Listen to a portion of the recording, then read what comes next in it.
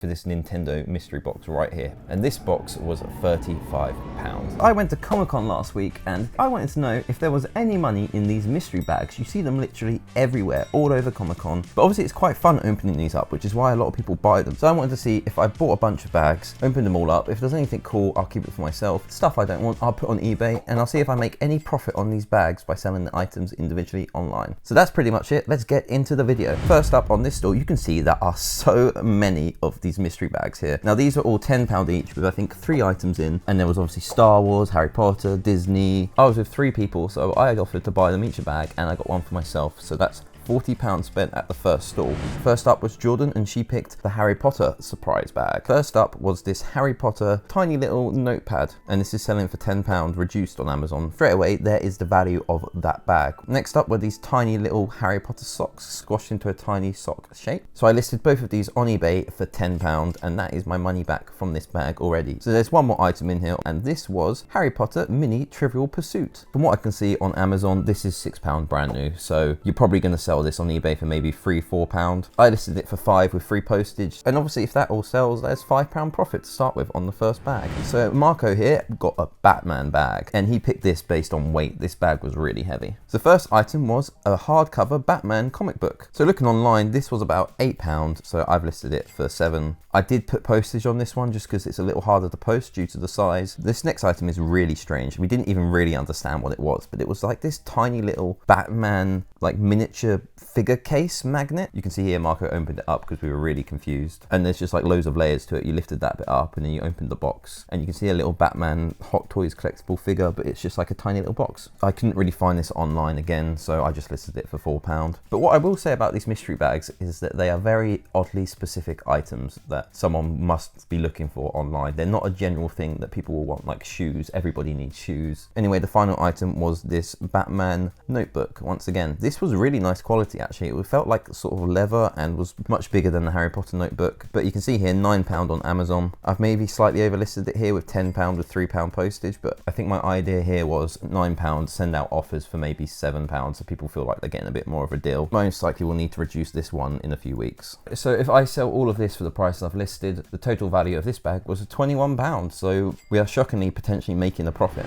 Next up was Imogen with her anime bag. First item was these little Naruto pins. Now these are the first item that have sold. I think I maybe sold these for a little bit too cheap, but they went for £5 because I kind of just wanted to get some of my money back. Next up was this. I don't even know what this is. I don't know much about anime, but it's some sort of acrylic stand. So this is now actually sold for £8, but you can see here I had it up on eBay for £10 and someone sent me an offer, so I've accepted that. And then finally was this action figure from another anime called My Hero Academia.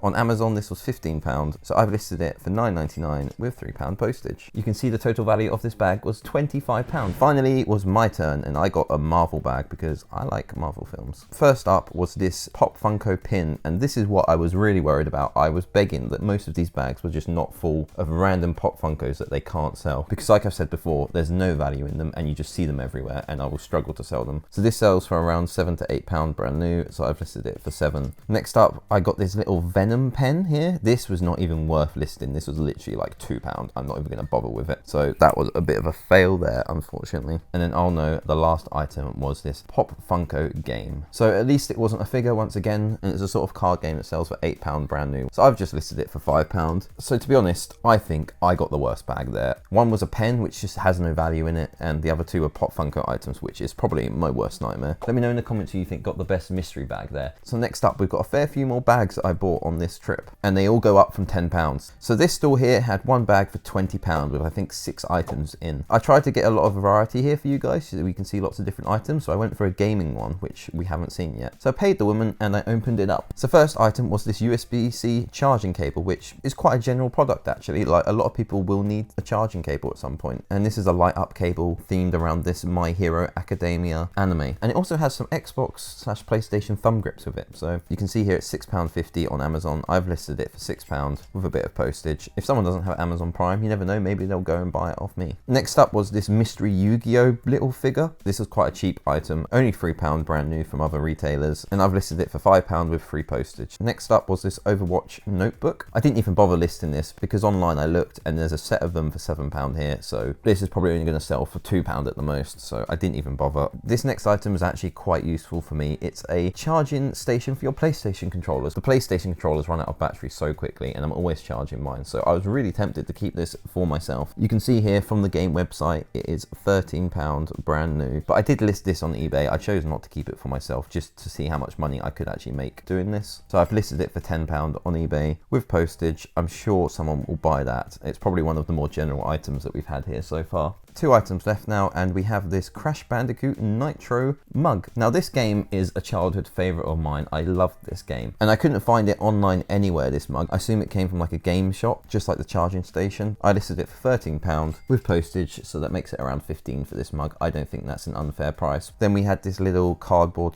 Nintendo coaster, which isn't even worth listing. Once again, it's literally just a cardboard coaster. It was probably worth 99p. And then last item was this weird art print. I'd never heard of this, but it's quite a nice like shiny foil art print for the Diofield Chronicles. I think it's an anime type game on the PS5, so I've just put it on for £10, but to be honest, it's probably going to sell for £5. So all in all, if I sell everything for around those prices, this bag was worth £44, so doubled my money there if everything sells, which is actually quite crazy looking at this. This challenge is going far better than I ever expected. So now it's on to buy the final 2 mystery bags. So this store was cool. It had so many different mystery boxes and it literally had ones that went up to like £70. Unfortunately, I couldn't spend that much money. Maybe if I do this again next year, I'll increase the budget. But I went for this Nintendo mystery box right here because I thought Nintendo stuff is always popular. I'm sure whatever in here will probably sell. And this box was £35.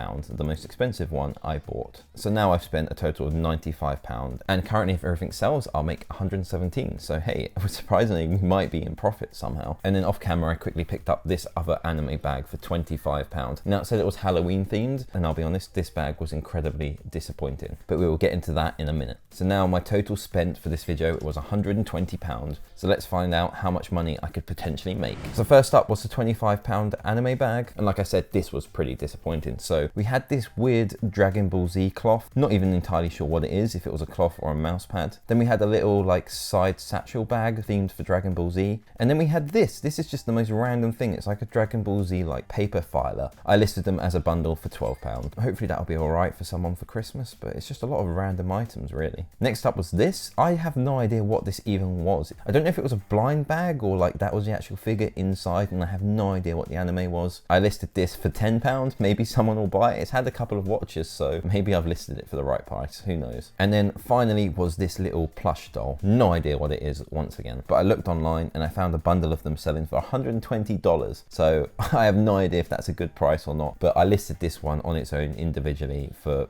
£13 with me paying for postage, so around £10 profit there. So yeah, a lot of random items there. I have no idea how long some of this stuff will take to sell, but the potential profit from this bag was £35, which is quite shocking because it feels like a load of rubbish. Anyway, on to the final big Nintendo box. Now this one was pretty good, guys. You're gonna like what's in here. There were so many cool items. So first up was this weird Mega Man plush doll. Marco found this hilarious because look at its eyes. Like, I think it was called Monster Plushies or something. So they're obviously designed to look like this, but its face just looks so weird. I couldn't really find a definitive price for it online, so I've listed it for £15. I think that's pretty fair. If you're a big Mega Man fan, you might buy this. Next up was this metal Game Boy tin. This was good quality and officially licensed Nintendo, which is pretty good from a blind box. So £12 on a site I found here. I've listed it for 10. Now this next item was probably one of the most like well-made ones that we have here. It is a Zelda candle holder, and it was made out of like heavy glass, so you know it's good quality. Couldn't find it anywhere online, but again listed it for £15, which I think is a fair price, and already we're not far off making our £35 back that we spent. Next was this little Mario cardboard wallet. On the back of it, it had retail price £15, so I've listed it for 12. Next up was this little NES pin.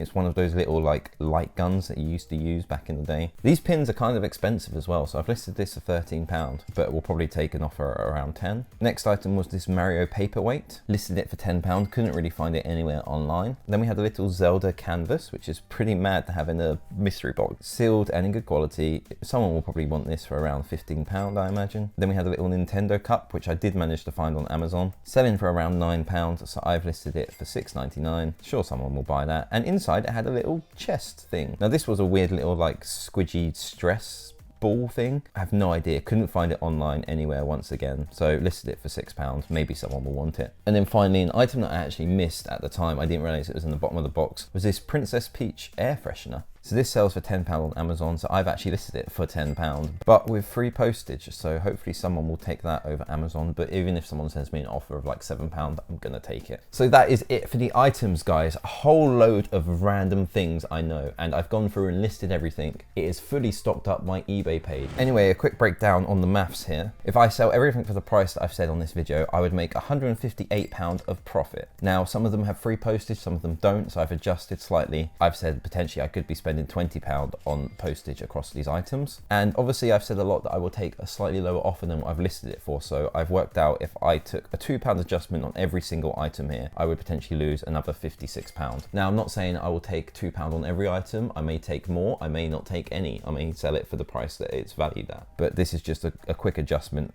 give or take. So overall, that would leave me with £82 profit. I had a lot of fun doing this challenge. Now, I would not recommend doing this method if you're trying to make money on eBay. This is just not an efficient way of making money. There's way better ways to do it. Just for the fact, obviously, you don't even know what you're buying, and you get a lot of items, and it takes a long time to list them. And obviously, the most amount I'm selling an item for here is £15. So, but anyway, that is the video, guys. Thank you for watching. If you want to see a crazy £50 Harry Potter boot sale pickup, make sure to click the video on screen. And if you have a look on my channel, there's another video explaining how much I sold all those items for.